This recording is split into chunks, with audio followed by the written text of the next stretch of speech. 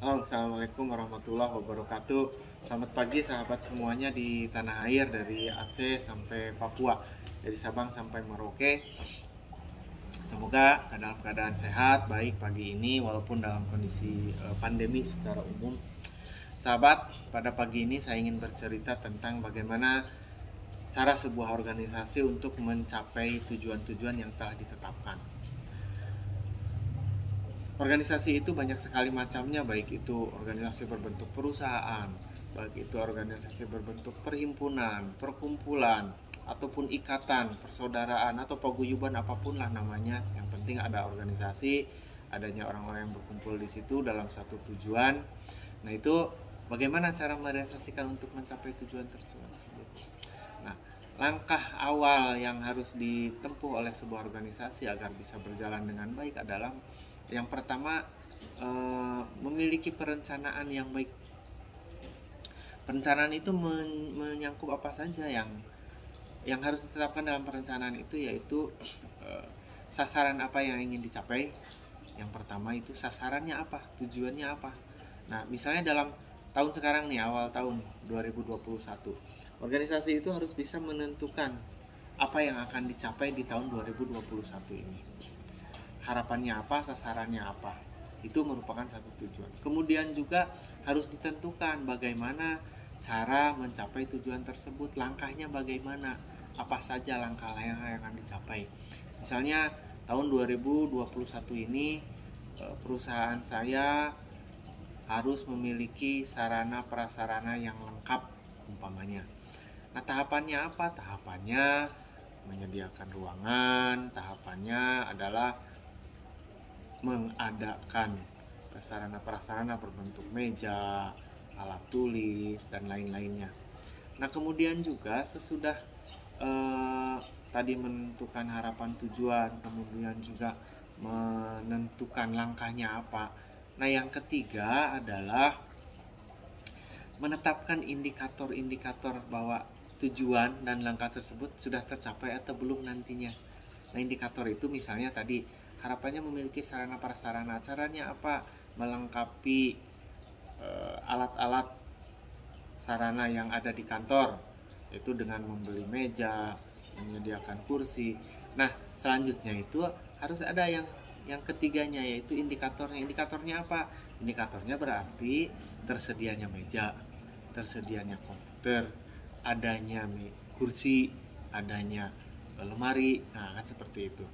Nah, dengan cara seperti itu kita akan lebih mudah mengukur sudah adakah atau belum. Nah, seperti itu. Nah, yang keempat adalah menentukan waktunya.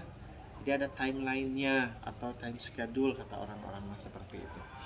Apabila 4 poin itu sudah bisa ditentukan, itu akan lebih mudah mengontrolnya. Misalnya seperti tadi, ingin melengkapi sarana prasarana, berarti caranya menyediakan, membeli meja, membeli itu alat tulis lainnya. Nah, di dalam kolom ketiga itu kan ada indikatornya disebutkan. Indikatornya apabila ya tujuan tersebut tercapai adalah adanya meja, adanya kursi, adanya map, adanya apa saja disebutkan di situ. Nah, indikatornya apabila tercapai itu yang ada. Nah, itu tuh kapan? Misalnya harus tercapai di bulan Januari atau Februari. Nah, dengan menentukan 4 poin tersebut, kita akan lebih mudah mengontrolnya. Organisasi itu sudah mencapai atau belum. Di saat nanti misalnya dicantumkan bulan Februari yang tadi itu harus tercapainya. Nah, nanti di bulan Februari kita melihat apakah di bulan Februari itu terlaksana atau tidak, terwujud atau tidak, ada tidak benda-benda yang disebutkan tadi itu. Nah, itu cara mudah untuk membuat satu perencanaan, kemudian bagaimana cara mengontrolnya. Dan tentunya ada poin terpisah yang sangat penting juga, yaitu mengevaluasinya, bagaimana tahapan-tahapan tersebut sudah berjalan atau belum. Jadi kalau tadi misalnya di bulan Februari kita mencantumkan kelengkapan sarana prasarana itu Februari, misalnya dikasih kotak, dilingkarin bulan Februari. Nah, kita harus bisa mengeceknya di saat bulan Februari itu sampai, di saat bulan Februari itu berjalan, sudah ada tidak hal-hal yang tadi direncanakan.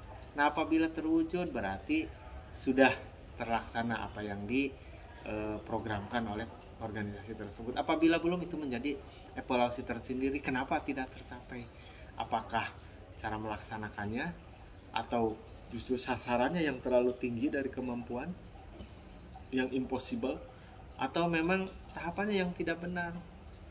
Nah, itu menjadi evaluasi perusahaan. Mudah-mudahan standar minimum membuat perencanaan yang tadi disebutkan ada 4 poin, ada sasaran atau tujuannya, kemudian juga ada tahapan cara melaksanakan atau mencapainya, yang ketiga adalah menentukan indikatornya apa, indikator keberhasilan tersebut, pencapaian tersebut, dan yang terakhir adalah menentukan waktunya, kapan harus dicapai.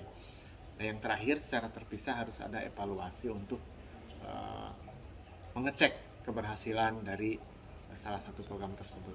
Nah, sahabat semua, itu hanya salah satu dalam bagaimana mengupayakan organisasi itu bisa berjalan. Banyak hal lagi, insya Allah nanti saya akan mencoba sharing kembali. Mudah-mudahan dengan sharing yang singkat ini bisa bermanfaat untuk kita dalam membangun sebuah organisasi. Itu yang disampaikan. Assalamualaikum warahmatullahi wabarakatuh. Jangan lupa like,